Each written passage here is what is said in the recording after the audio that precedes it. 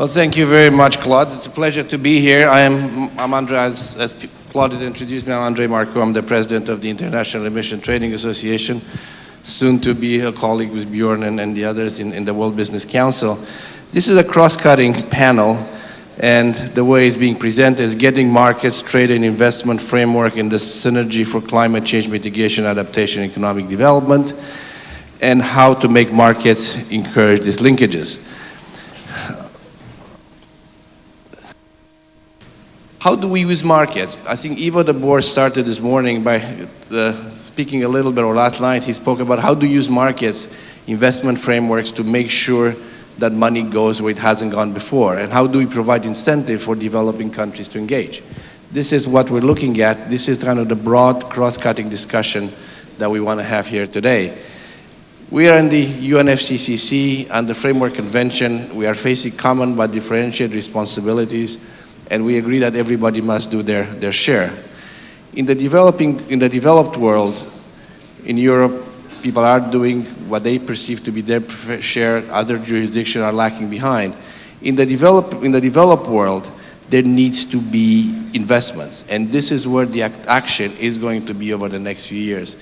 They are building plants at the rate of 1 a week in China. There's incredible growth happening in India. Indonesia is coming up, South Africa. These are all industries and power plants, power producers that are coming up and that need to be adapted now, or we're going to be stuck for the next 30 years, the same system. How do we incentivize this? How do we get this right? We have, under the current system, we have the CDM. The CDM is a good instrument. It's produced about $5.5 billion last year on investment. If you compare that with the JEF, it's a substantial amount of money, and it's not philanthropic money, it's business. So that's very, very helpful and very encouraging. But the CDM cannot do it all for a number of reasons, and one reason is that it is not right now scalable to the level of not 5 billion, but 50 billion or 500 billion. We're just not there. And the second thing is that the CDM is a tool. And we have heard Ivo repeatedly saying as well that the commitments should be commensurate to the tools. And as such, if the demand is not there in the developed world, then we cannot have the CDM produce this kind of investment. And as such, we need to look at other things. And we are now establishing the value roadmap. And how do we see these things? What can we hear from our panelists in terms of what kind of frameworks we're going to do in the future? We have repeatedly heard in the ad hoc working group, in the long-term dialogue here at the UNFCCC, that all actions by government, whether they're labeled as market-based or not, fall on commercial actors to implement, and they take decisions based on a market-based approach to achieve obligation and reaping rewards. The key word in all this is investment. And this is where the decision makers, I think, are in this panel. We have the World Bank, which has really having the clean investment framework. We have investors. We have developing country, Dr. Tudela. And then we have our friends from April. And watching us over us all is Environmental Defense and Peter Goldmark watching us like a hawk. So, without further ado, the way I'd like to conduct this, I'd like to go from the more general to the more particular, and I'd like to ask Kathy Sierra to start this and give us her perspective, and then we'll go to the two private sector representatives, then ask Dr. Tudela, and Peter, then you of course will give your perspective. In the end, we will have Adam Kirkman, who is somewhere around here, who is going to give the conclusions. Kathy?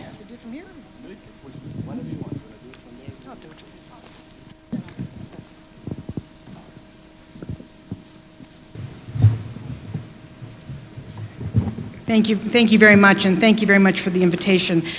We believe the partnership with the private sector, partnership with the World Business Council, Sustainable Development, partnership with other actors, the World Economic Forum or the like, are going to be very much part of the solution as we try to bring climate action that works for development but also works for the globe and works for climate, pursuing growth and development in developing countries while also reducing greenhouse gases and helping position countries to adapt to an already changing climate. I think our strategy has been evolving over the last couple of years, focusing very much on clean energy and its needs, but now we're broadening out to saying that we need to be able to look at our strategy both at the mitigation piece on the energy side, but also bring in land management and forest and mitigation and adaptation and move towards adaptation in a more balanced way. We want to be mainstreaming this work into our development programs, helping countries position their own development plans to start thinking about a low-carbon future, to start thinking about how they need to invest to build resilience into their programs from the outset. I think you'll be seeing from the World Bank additional policy work at both the macro and at the micro level. I'm linking with development finance, and that's probably the point that you want to hear the most about, so I'll move to that as well. A key part of our strategy is innovating on the financial side of the agenda. When we did our clean energy investment framework, we saw that just for the power sector alone, we needed about $165, $170 billion a year of investment just to meet today's needs. You needed to add another $30 billion on top of that to really aggressively go clean. Lots of private sector funding, innovation, technology transfer would be required for that. So what are we doing? First, we have been very active players in the carbon finance market. We have $2 billion of assets under investment, but we think we need to do more to try to make the CDM and help the CDM process scale up and broaden out.